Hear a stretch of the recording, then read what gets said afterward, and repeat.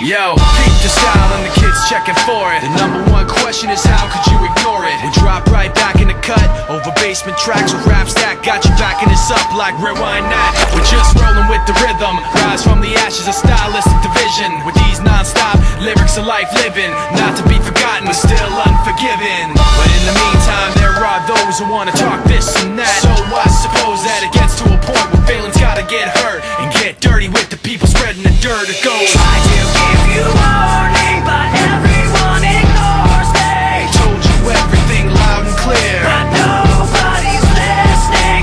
Called to you so clearly, but you don't want to hear me. Told you everything loud and clear, but nobody's listening. I got a heart full of pain, head full of stress, hand full of anger held in my chest, and everything left's a waste of time. I hate my rhymes, but hate everyone else's more. I'm riding on the back of this pressure, guessing that it's better I can't keep myself together, because all of this stress gave me something to ride on. The pain gave me something I can set my sights on. You never forget the blood, sweat and tears, the uphill struggle over